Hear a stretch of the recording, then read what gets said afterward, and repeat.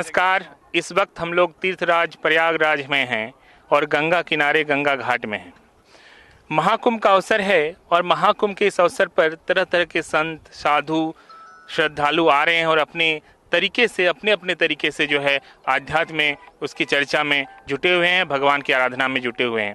कोई अपने अपने तरीके से योग साधना में लगे हुए हैं। इसी बीच में हमारे साथ एक ऐसी कलाकार हैं जो आंखों में पट्टी बांधकर भगवान शिव और कुंभ की तरह तरह की पेंटिंग बना रही हैं और अपनी आंखों में पट्टी बांधने के बावजूद वो खूबसूरत पेंटिंग कलाकारी का अपना प्रदर्शन दिखा रही हैं। वो हमारे साथ फिलहाल मौजूद हैं। देखिए, वो अभी फिलहाल पेंटिंग में मगन है। हालांकि मैं उनसे बात करूंगा कि उनका थोड़ा ध्यान भटकेगा, लेकिन फिर भी मैं चाहूंगा कि वो थोड़ी हमसे बात करें और उनकी इस अद्भुत कला के बारे में हमसे जानकारी शेयर करें। सबसे पहले मैं उनका नाम जानना चाहूंगा। क्या नाम है आपका? मेरा नाम मोनिका।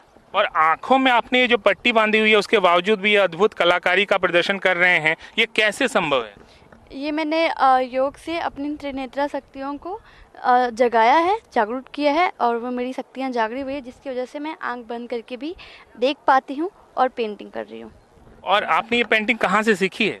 मैं ये पेंटिंग मेरी दीदी निशा, उनसे सीखी है। वो आर्टिस्ट प्रोफेशनली है, उनसे सीखी है। वो क्लास भी चलाती है, तो मैंने उनसे ही पेंटिंग करना सीखा है। और आपने अभी तक क्या क्या बनाया है इस महाकुंभ के आयोजन में आकर? अभी महाकुंभ में हम लोग पिछले 3-4 दिनों से हैं, तो हम और मेरी दीदी निशा दोनों मिल करके, जैसे कि महाकुंभ का मेला जिसे शुरुआत होता है समुद्र मंथन के सीन से, क्योंकि वहीं से वो 4 बूंद गिरी थी जिसका महाकुंभ का कहानी शुरुआत हुआ था। तो हम लोग पहले महाकुंभ में समुद्र मंथन का पेंटिंग बनाए हैं, रंगों द्वारा वो कुंभ को दर्शाने की कोशिश की है। और अभी महादेव शिवा को हम लोग बना रहे हैं, जिनके साथ नागा, साधु, महात्मा जितने भी उनके झुंड टोली होती है वो साथ में आ रहे हैं। तो वो शिव का वो रूप हम लोग दर्शाने की कोशिश कर रहे हैं। मैं थोड़ा आपका टेस्ट लेना चाहूँगा, अगर आप बुरा ना माने तो। मैं कैमरामैन से कहूँगा कि आप भी फोकस कीजिएगा। मैं आपसे कहूँगा कि आप ये जो शिव जी की तस्वीर है, इसमें त्रिशूल का जो पार्ट है वहाँ पर आप अपनी ब्रश लेके जाइए। क्या आप कर पाएंगे? जी बिल्कुल। वैसे तो त्रिशूल पहले भी पेंट है, आधा बाकी है, पर मैं वापस से इसको आउटलाइन कर रही हूँ। जी देखिए कितनी सुंदर तरीके से उनका ब्रश जो है बिल्कुल त्रिशूल के जो बॉडी लाइन है उसी पर जाकर पहुंचा है। मैं आपको बता दूं कि इनकी आंखों में पट्टी बंधी हुई है, पट्टी के नीचे मैं रुई भी देख पा रहा हूं। यानी कि मैं इस बात को लेकर पूरी तरह से आश्वस्त हूं कि ये देख नहीं पा रही हैं, लेकिन फिर भी वो देख रही हैं। अब देख कहाँ से रही है? जैसा कि उन्होंने बताया कि वो त्रिनेत्र जो है वो एक उनकी योग साधना जो है, आप कुछ भी कह सकते हैं उसे, उसके जरिए वो देख पा रही हैं और वो ऐसा कर पा रही हैं। मैं उनसे थोड़ा और विस्तार से जानना चाहूँगा कि ये जो साधना है आपकी, ये जो आपने काफ़ी मेहनत से, क्या इसमें ये एक तरह से अभ्यास है आपका? हाँ जी, ये योग साधना है। ये योग साधना है आपने बताया। तो आप समझ सकते हैं कि कोई भी चीज़ साधना से ही सिद्धि का लाभ होता है, ये आप सभी जानते हैं। और वो उनकी साधना ही है जिसके बदौलत आज इनके करामात को आज आप देख पा रही हैं। आप कुछ और बताइए कि आगे आपका क्या प्लान है इस महाकुंभ को लेकर? आप कहाँ कहाँ जाने वाली और किस तरह की पेंटिंग और आप आगे करने वाली हैं? मैं पेंटिंग जो है हम और मेरी दीदी मिलके बनाते हैं, निशा। तो इससे पहले मैं आपको पिछला बता दूं, राम जी की प्राण प्रतिष्ठा के टाइम हम लोग अयोध्या में ही वहाँ पेंटिंग बनाए थे, रंगोली मैं आंखें बंद करके बनाई थी। और दीदी, वो राम जी भी बहुत फेमस हुए थे क्योंकि उनकी जो तस्वीरें बनी थी वो इतनी खूबसूरत और इतना दिव्य था कि आप किधर से भी देखेंगे तो आपको लगता कि राम जी आपको देख रहे हैं। अभी महाकुंभ का समय है, ये अमृत पल हमारे जीवन में दोबारा नहीं आने वाला है, तो इस सीन को हम लोग पूरी सीरीज़ में बनाएंगे। जैसा कि मैं आपको पहले बताया कि हम लोग समुद्र मंथन का पहला सीन बना है, दूसरा महादेव का जो अपने नागा साधु के लिए स्नान करने के लिए आते हैं, तीसरा पेंटिंग हमारा बनेगा जो सारे साधु महात्मा स्नान करते हैं संगम के किनारे, वो। तो हमारी पेंटिंग की अभी पूरी सीरीज बनेगी। आपने बार बार अपनी दीदी का जिक्र किया क्योंकि आपने कहा कि आपने उन्हीं से सीखा है। मैं आपको बता दूं कि उनकी दीदी जो है वो बगल में ही बैठी है, वो भी पेंटिंग कर रही हैं, आप देख सकते हैं। मैं अब कैमरामैन से कहूँगा कि आप उनको थोड़ा फोकस करें। मैं उनसे भी थोड़ा बातचीत करने की कोशिश करूँगा उनके पास जाकर, कि उन्होंने बार बार अपनी दीदी का जिक्र किया है। तो ऐसे में कोई भी साधना तब तक सफल नहीं होती जब तक एक अच्छा गुरु ना मिल जाए, और गुरु के तौर पर उन्हें अपनी दीदी को मिला है, जो निश्चित तौर पर वो भी काफ़ी भाग्यशाली हैं। क्या नाम है आपका? मेरा नाम निशा है। और आप भी पेंटिंग करती है। बार बार उन्होंने जिक्र किया कि मैंने अपनी दीदी से सीखा है, और आप उनकी दीदी हैं। आप तो आंखों में पट्टी नहीं बांधती हैं हालांकि, लेकिन वो आंखों में पट्टी बांधकर करती है। कैसे ये संभव है? ये बिल्कुल संभव है और ये बिल्कुल ही सच बात है। जैसे आप महाभारत में देखे होंगे कि आँख पे पट्टी बांधकर उन्होंने मछली को, मतलब वेदा था मछली की आँखों को, तो वो उस समय हमारे अध्यात्म में ये चीज़ें थी। जब हम लोग तो अध्यात्म से बहुत दूर है, हमारे नए जनरेशन जितने भी वो अध्यात्म से दूर है। जब हम उसको रिसर्च ही नहीं करेंगे, उस पर काम ही नहीं करेंगे, उसकी किताब को बंद करके रख देंगे, हमें क्या पता चलेगा, हमें कुछ पता ही नहीं चलेगा। तो हमारी अध्यात्म में ऐसी ऐसी चीज़ें जो हमें पता भी नहीं है, उस अध्यात्म का शक्ति ही है जो मोनिका का तीसरा आँख जागृत है।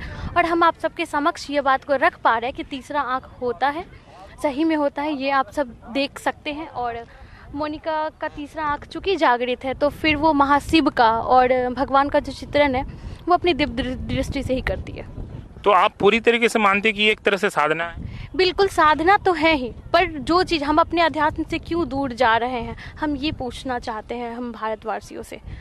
हम अपने अध्यात्म के अंदर आए, अपने अध्यात्म की चीज़ों को जाने, साधन करें, भगवान से जुड़े। हमारा मनुष्य का शरीर ये सिर्फ सुख और दुख भोगने के लिए नहीं है, बल्कि सुख और दुख से परे होके परम आनंद की अनुभूति करने के लिए है।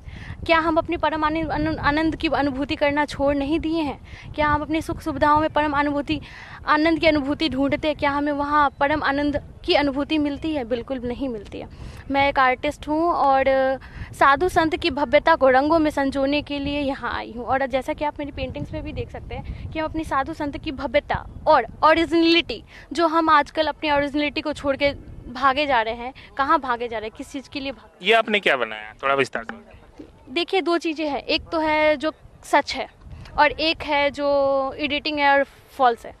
हम यहाँ साधु संत की भव्यता को और जो रियलिस्टिक है, हमने नागा साधुओं के अखाड़ा में गए और वहाँ देखा, उनकी जैसी स्वरूप थी, जैसी वेशभूषा थी, बिल्कुल सेम स्वरूप और सेम वेशभूषा ओरिजिनलिटी को हम अपने कला के माध्यम से चित्रण करके इसको संजोना चाहते हैं, वो हमने रखा है। आप यहाँ देख सकते हैं, नागा साधुओं के बारे में आपने सुना ही होगा, लेकिन जो चीज़ बिल्कुल सच है, जो हमने आँखों से देखा है, हम बस वही चीज़ को चित्रण कर रहे हैं।